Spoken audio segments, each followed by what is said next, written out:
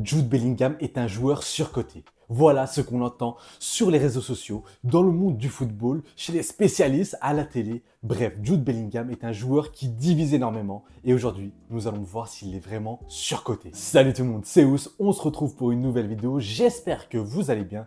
Moi, ça va super et aujourd'hui, nous allons parler d'un joueur que j'apprécie particulièrement, un joueur qui me fascine par son talent, par sa jeunesse et par ce qu'il montre sur le terrain, Jude Bellingham. En effet, il reçoit énormément de critiques et tant c'est un joueur qui a reçu énormément d'éloges depuis son très jeune âge, depuis qu'il était encore en Angleterre, à Birmingham, puis au Borussia Dortmund où il a éclaboussé ce championnat par son talent en remportant d'ailleurs le trophée du meilleur joueur de Bundesliga. Cette saison, il est le meilleur joueur de la Liga espagnole et pourtant, il reçoit énormément de critiques, que ce soit sur son jeu ou sur son apport. Avant de tenter de répondre à toutes ces critiques et d'apporter une certaine nuance autour du joueur, j'aimerais remercier tous ceux qui prendront 5 secondes pour liker la vidéo, mettre un commentaire sur Jude Bellingham, débattre dans le respect et surtout vous abonner, c'est super important les potes, je compte sur vous, ça participe au développement de la chaîne YouTube. Merci tout le monde. Place à la vidéo. Le problème qu'a Jude Bellingham est un problème mais surtout une qualité, c'est que c'est un joueur de football total. Oui, Jude Bellingham a montré énormément de facettes dans son jeu à seulement 20 ans.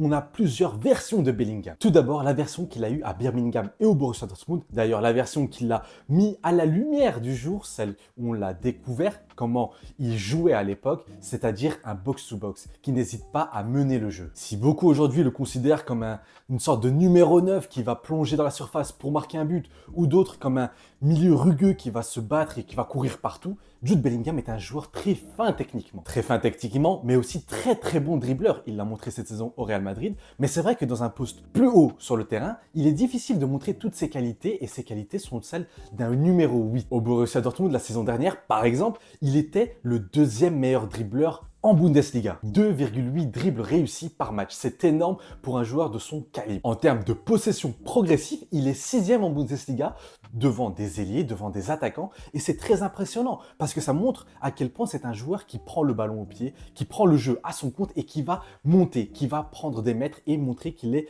le leader de cette équipe. On le décrit beaucoup sur son manque de créativité, pourtant Jude Bellingham est un joueur qui est capable de mêler la magie et l'efficacité. Il est capable de trouver une passe venue de nulle part, comme en témoignent d'ailleurs ses passes progressives. Il est tout simplement, la saison dernière au Borussia Dortmund, le deuxième en Bundesliga en termes de passes progressives et ça montre vraiment son jeu où il prend le jeu à son compte, il va essayer d'aller vers l'attaque, il va être créatif, créer énormément d'occasions. Et c'est ce qu'on demande à un milieu de terrain créatif. Tout cela est fait avec une certaine élégance. Une élégance qui rappelle Zinedine Zidane, qui est d'ailleurs son idole. Non, Jude Bellingham n'a pas le niveau d'un Zinedine Zidane, évidemment. Et on parle juste ici de la carrure, de la manière de dribbler, de la manière de contrôler les ballons. Il a aussi un très bon contrôle du ballon, ce qui fait qu'il nous fait penser à Zidane. Mais ça ne veut pas dire qu'on le compare à Zidane, ça ne veut pas dire qu'il est au niveau de Zidane. C'est juste, voilà, il y a des ressemblances et on peut le dire, c'est réel. Il a des ressemblances avec son idole. Donc en plus d'être très technique, il a aussi un gros coffre. Il est prêt à assumer un gros volume de jeu. Il n'hésite pas à faire des gros pressings, ça on le voit toujours au Real Madrid. Il n'hésite pas à revenir en défense ou au milieu de terrain pour apporter grâce à son physique, grâce à sa taille et grâce à sa capacité à tacler très justement. Donc la version que nous avons vue de Jude Bellingham la saison dernière au Borussia Dortmund, c'est une version d'un footballeur très complet, d'un milieu très moderne, capable de défendre, d'attaquer, de contrôler ce ballon, de marquer des buts.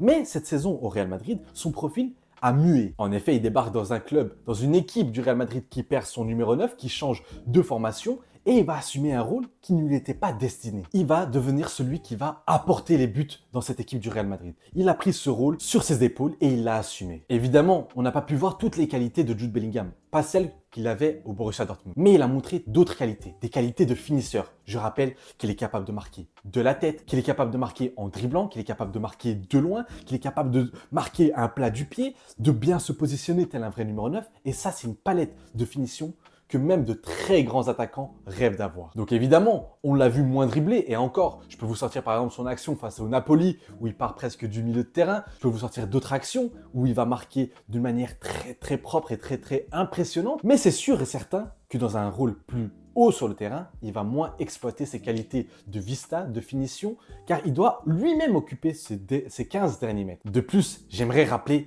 un petit détail. c'est qu'il a 20 ans, seulement 20 ans. Il arrive au Real Madrid et il assume un transfert à plus de 100 millions d'euros dans un club qui est, pour la plupart des gens, le plus grand club du monde. La pression était folle. Karim Benzema était parti, une hécatombe de blessés au Real Madrid, mais Jude Bellingham a porté cette équipe sur son dos. Alors oui, je vous l'accorde, la deuxième partie de saison de Jude Bellingham était moins bonne. Même s'il a été décisif à certaines reprises. J'oublie pas son doublé face à Girona, quand Girona grattait des places pour rattraper le Real Madrid. Je n'oublie pas le finish qu'il fait face au FC Barcelone, où il va crucifier cette équipe définitivement dans la course au titre. Je n'oublie pas non plus ses efforts en Ligue des Champions, ou son contrôle majestueux face à Manchester City, qui va permettre ensuite de trouver la brèche face à cette équipe. Mais c'est vrai qu'il réalise une deuxième partie de saison moins bonne. Mais est-ce que pour autant, il faut tout oublier? Est-ce que pour autant, il faut oublier la situation dans laquelle il arrive? Je pense que je ne dis pas de folie en disant qu'aujourd'hui, Jude Bellingham est l'un des meilleurs joueurs du monde parce qu'il a montré, par ce qu'il a montré sur le terrain, mais aussi sur ses stats, par l'importance qu'il a eu au Real Madrid. Mais c'est sûr et certain que sur le rectangle vert, il n'a pas montré ce qu'il a montré au Borussia Dortmund, mais ça ne veut pas dire qu'il a fait une mauvaise saison. Au contraire, c'est une saison Ballon d'Or. Il reçoit aussi de nombreuses critiques par rapport à son apport en sélection anglaise. Pourtant, c'est le joueur qui est partout, qui court partout, qui va marquer des buts, qui va apporter cette plus-value à cette équipe. Donc Jude Bellingham est un peu à l'image des très grands joueurs. C'est-à-dire qu'il y a beaucoup d'éloges, mais il y a aussi beaucoup de critiques. Et ça, c'est une preuve qu'il devient et qu'il est devenu l'un des meilleurs. La saison prochaine, j'ai très hâte de le voir au sein du Real Madrid dans un poste peut-être plus bas avec l'arrivée de Kylian Mbappé.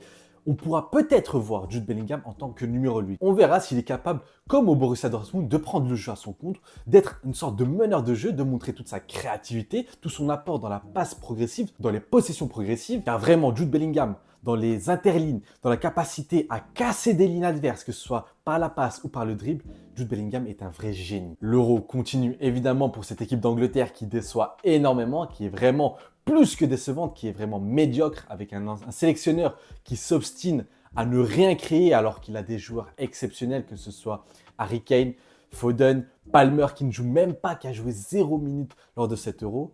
Bref, cette sélection anglaise risque de décevoir encore une fois. Jude Bellingham va sûrement prendre pour son grade, mais Jude Bellingham a surtout réalisé une exceptionnelle saison. Voilà la fin de cette vidéo. C'était une petite vidéo un peu pour parler de l'actualité autour de Jude Bellingham qui est très critiqué. Maintenant voilà, j'ai donné mes arguments, j'attends les vôtres en commentaire. Surtout les gars, dans le respect, c'est super important. Moi je vous dis à très vite pour d'autres analyses. Je compte sur vous pour vous abonner, objectif les 3000 abonnés. Likez la vidéo, c'est super important et ça soutient énormément. Je vous dis à très vite, c'était Ous et un avis dans les dans la mer.